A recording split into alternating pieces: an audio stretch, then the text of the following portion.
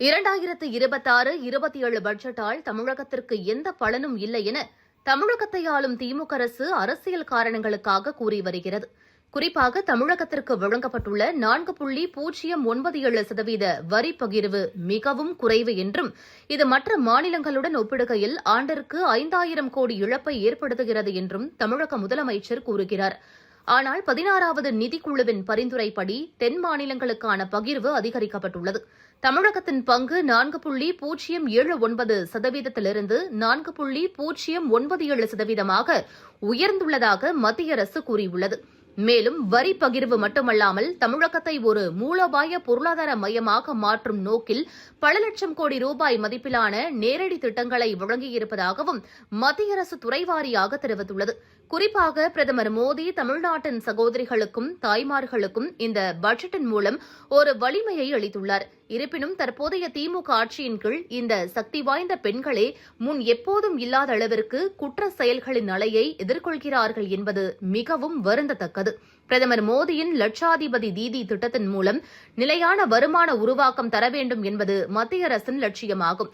மகளிர் சுய உதவி குழு பொருட்களுக்கான சந்தை அணுகல் வசதியை ஏற்படுத்த ஷி எனப்படும் சுய உதவி தொழில் முனைவோர் விற்பனை நிலையங்கள் அமைக்கப்படுகின்றன. புதிய சில்லறை விற்பனை நிலையங்கள் மற்றும் ஒருங்கிணைப்பு தளங்கள் ஏற்படுத்தப்படுகின்றன. இந்தியாவிலேயே வலுவான சுய உதவி குழு சூழல் அமைப்புகளில் ஒன்றாக தமிழ்நாடு திகழ்கிறது.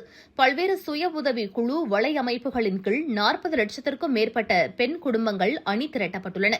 லட்சாதிபதி பெண்கள் திட்டத்தின் விரிவாக்கம் மூலம் தையல், உணவு பதப்படுத்துதல், கைவினைப் பொருட்கள், தேங்காய் நார் பொருட்கள், பால் பொருட்கள் மற்றும் சிறு வர்த்தக நடவடிக்கைகளில் ஈடுபட்டுள்ள பெண்களுக்கு நேரடியாக பயனளிக்கிறது.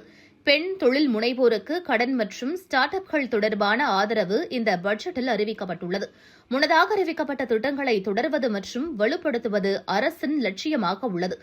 அதன்படி முதல் முறை பெண் தொழில் முனைவோருக்கு ரூபாய் 2 கோடி வரை கால கடன்கள், தேர்ந்தெடுக்கப்பட்ட ஸ்டார்ட் அப் மற்றும் தொழில் முனைவோர் திட்டங்களில் பெண்களுக்கு 50% இடஒதுக்கீடு, மேம்படுத்தப்பட்ட கடன் உத்தரவாத ஆதரவு ஆகியவை மிக முக்கியமானதாகும். தமிழ்நாடு குறிப்பாக குறு, சிறு மற்றும் நடுத்தர நிறுவனங்கள், ஜவுளி, உணவு பதப்படுத்துதல், கல்வி சேவைகள் மற்றும் சுகாதாரத் துறைகளில் பெண் தொழில் முனைவோருக்கான சிறந்த மாநிலங்களில் ஒன்றாக தொடர்ந்து திகழ்கிறது. பெரிய தொகை கடன்களை பெறுவதற்கான வாய்ப்பு பெண் தொழில் முனைவோர் தங்கள் செயல்பாடுகளை விரிவுபடுத்தவும், தொழிலாளர்களை பணியமர்த்தவும், இயந்திரங்களில் முதலீடு செய்யவும் உதவுகிறது. மாறாக அவர்கள் மிகச்சிறிய அளவில் மட்டுமே முடங்கி கிடப்பதை மத்திய அரசின் இந்த முயற்சிகள் தவிர்க்கிறது.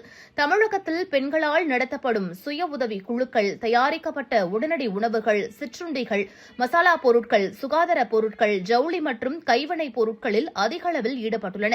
வரலாற்று ரீதியாக வர்த்தக முத்திரைப்படுத்துதல் மற்றும் சந்தை அணுகல் இல்லாதது வருமான வாய்ப்புகளை கட்டுப்படுத்தியது. பட்ஜெட் ஆதரவு பெற்ற சில்லறை மற்றும் ஒருங்கிணைப்பு தளங்கள் தமிழ்நாட்டு சுய உதவி குழுக்களுக்கு உள்ளூர் கண்காட்சிகள் மற்றும் அரசு அலுவலகங்களுக்கு அப்பால் விற்பனை செய்தல், நகர்ப்புற மற்றும் சுற்றுலா சந்தைகளை அணுகுதல், பருவகால வருமானத்திற்கு பதிலாக மாதாந்திர வருமானத்தை நிலைப்படுத்துதல் போன்ற வசதிகளை ஏற்படுத்தியுள்ளன. இது கன்னியாகுமரி, ராமேஸ்வரம், மதுரை மற்றும் கடலோர தமிழ்நாடு போன்ற சுற்றுலா தளங்களுடன் இணைக்கப்பட்ட மாவட்டங்களில் குறிப்பாக பெரும் தாக்கத்தை ஏற்படுத்திக் கொண்டிருக்கிறது. அதேபோல அடுத்த 5 ஆண்டுகளில் 1 லட்சம் துணை சுகாதார வல்லுநர்களுக்கு பயிற்சி அளிக்கும் திட்டம் மத்திய பட்ஜெட்டில் அறிவிக்கப்பட்டுள்ளது. இதில் பெரும்பாலானோர் பெண்கள் என்பதும் குறிப்பிடத்தக்கது. கண் மருத்துவவியல், கதிரியக்கவியல், மயக்க மருந்து, பிசியோதெரபி, பயன்பாட்டு உளவியல், நடத்தை சார்ந்த சுகாதாரம் போன்ற பிரிவுகளில் இந்த பயிற்சி அளிக்கப்பட உள்ளது. தமிழ்நாட்டிற்கு இதன் பலன்கள் மிகவும் அதிகமாகும். நாட்டிலேயே தமிழ்நாட்டில் துணை சுகாதார பணியாளர்களில் பெண்கள் பெரும் பங்கை கொண்டுள்ளனர். இந்தியாவின் மருத்துவ சுற்றுலா பயணிகளில் 25% பேரை தமிழகம் ஈர்ப்பதால் பயிற்சி பெற்ற துணை மருத்துவ மற்றும் அது சார்ந்த பணியாளர்களுக்கான தேவை மருத்துவமனைகளில் அதிகரித்து வருகிறது. அறிவியல், தொழில்நுட்பம், பொறியியல் மற்றும் கணிதம் தொடர்பான கல்வி நிறுவனங்களில் பயிலும் மாணவிகளுக்கான விடுதிகள் மாவட்ட அளவில் பெண்களுக்கு பாதுகாப்புடன் கல்வி வசதி ஏற்படுத்தி தரவுள்ளது. அதற்கான வரவு செலவு திட்டம் இப்போது அறிவிக்கப்பட்டுள்ளது. அதன்படி ஒவ்வொரு மாவட்டத்திலும் ஒரு மாணவிகள் விடுதி நிறுவப்பட உள்ளது. அறிவியல், தொழில்நுட்பம், பொறியியல் மற்றும் கணித படிப்புகளை வழங்கும் உயர்கல்வி நிறுவனங்களை இது இலக்காக கொண்டதாகும்.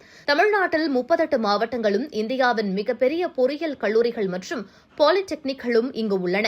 பாதுகாப்பான குடியிருப்பு வசதிகள் இல்லாததால் திறமையான பல மாணவிகள் படிப்பை பாதியில் நிறுத்துகின்றனர். அது மட்டுமல்லாமல் அறிவியல், தொழில்நுட்பம், பொறியியல் மற்றும் கணித படிப்புகளை தவிர்த்து விடுகின்றனர். எனவேதான் மாவட்ட அளவிலான விடுதிகள் அமைக்கப்பட உள்ளன. இது கிராமப்புற மற்றும் சிறு நகரங்களைச் சேர்ந்த பெண்கள் பொறியியல் மற்றும் அறிவியல் பட்டங்களை பெற உதவும். இதனால் தொழில்நுட்ப கல்வியில் இடைநிற்றல் விகிதங்கள் குறையும். மேலும் அதிக ஊதியம் பெறும் தொழில்நுட்ப தொழில்களில் பெண்களின் பங்கேற்பை இது அதிகரிக்கிறது.